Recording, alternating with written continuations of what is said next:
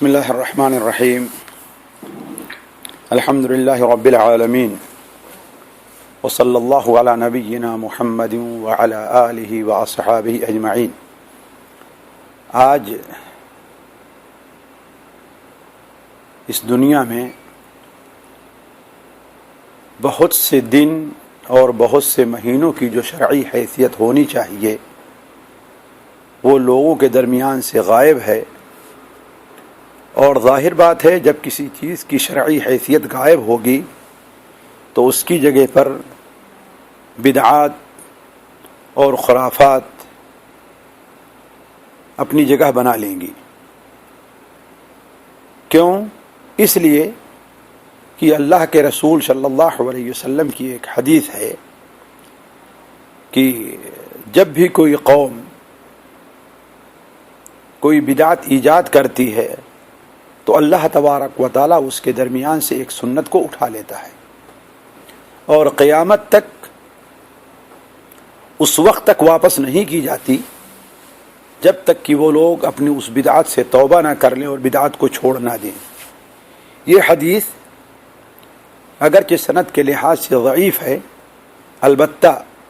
متعدد تابعین کے اقوال سے اس کی تائید ہوتی ہے، اور ہمارے حالات بھی اس کی مکمل تائید کرتے ہیں۔ انہی ایام اور راتوں میں سے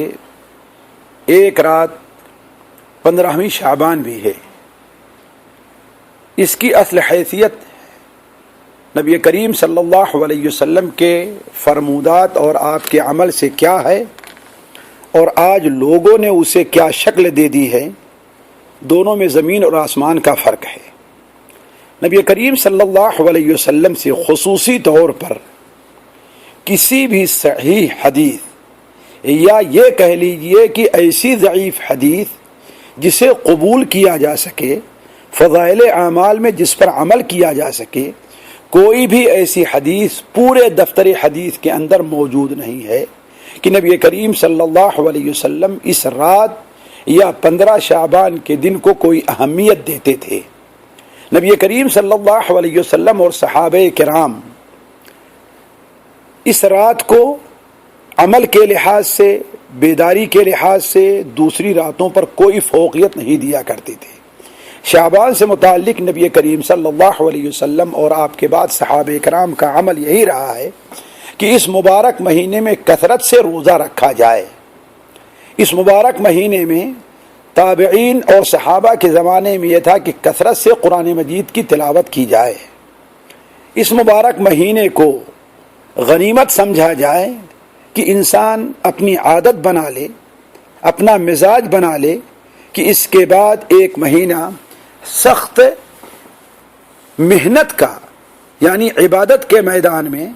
سخت محنت کا ایک مہینہ آ رہا ہے۔ اگر ہم اس مہینے میں قرآن مجید کی تلاوت کر کے اور روزہ رکھ کر کے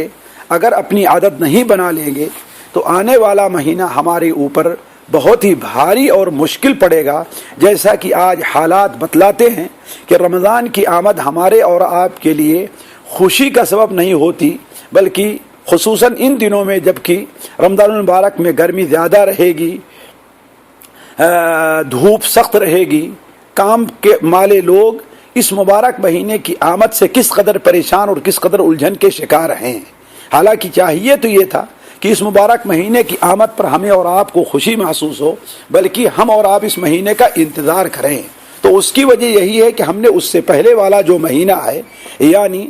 شعبان کا مہینہ، اس کی ہم نے قدر نہیں کی، اور نہ ہی اس سلسلے میں نبی کریم صلی اللہ علیہ وسلم کی تعلیمات کا ہم نے اہتمام کیا۔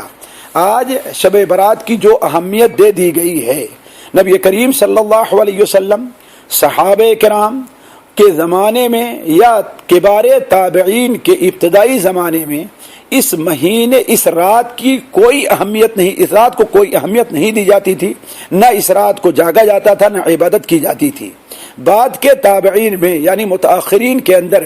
اس رات کو فردی طور پر، انفرادی طور پر عبادت کرنے کے کچھ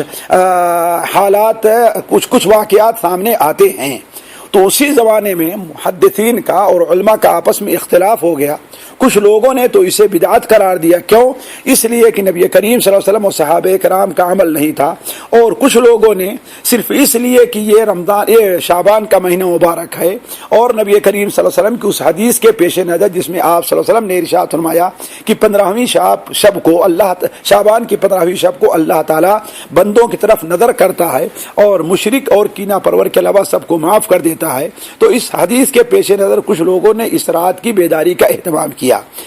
اور یہی طریقہ چلتا رہا، نہ اس کے لیے اجتماعی طور پر دعا کا، اجتماعی طور پر جلسے جلوس کا، اجتماعی طور پر نماز پڑھنے کا، اجتماعی طور پر قبرستان میں جانے کا، اور اس کے اندر طرح طرح کے کھانے پکانے کا، نہ ہی اس رات کو اپنے گھر کی صفائی کرنے کا، نہ ہی چراغاں کرنے کا، نہ ہی پٹاخے پھوڑنے کا، یہ کوئی بھی رواج 1 2 3 4 صدی تک موجود نہیں تھا۔ سب سے پہلے اس رات کے اندر اجتماعی طور پر نماز پڑھنے کی بدعت بیت المقدس کے اندر 481 یا 483 کے اندر ایجاد ہوئی۔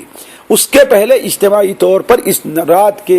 اجتماعی طور پر بیداری کا کوئی ثبوت تاریخ کے اندر نہ ملتا ہے، نہ ہی کوئی اس بات کا ثبوت پیش کر سکتا ہے۔ لہذا ہر وہ انسان جس کو اپنی آخرت عزیز ہے، نبی کریم صلی اللہ علیہ وسلم کی سنت سے محبت ہے، صحابہ کرام کے طریقے پر چلنا چاہتا ہے، اسے چاہیے کہ اس رات سے متعلق نبی کریم صلی اللہ علیہ وسلم اور صحابہ کرام ہی کے طریقے پر رہے کہ اگر دوسری راتوں میں عبادت کرتا ہے تو اس رات میں بھی عبادت کرے۔ البتہ یہ ہو سکتا ہے کہ دوسری راتوں کے مقابلے میں اس رات عبادت کا کچھ زیادہ اہتمام کر دے، جس طریقے سے کہ دوسرے مہینوں کے مقابلے میں اس مہینے میں روزے کا کچھ زیادہ اہتمام کیا جاتا ہے۔ البتہ اس رات کو وہ اہمیت دینا جو شب قدر کو بھی نہیں دی جاتی ہے۔ اس رات کو جاگ کر کے مکمل طور پر عبادت کرنا، جلسے جلوس کرنا، یہ ایسا طریقہ ہے جو نبی کریم صلی اللہ علیہ وسلم صحابہ کرام کے خلاف ہے۔ سبحانک اللہم و بحمدک، اشہد ان لا الہ الا انت، استغفرک و اتوب الیک۔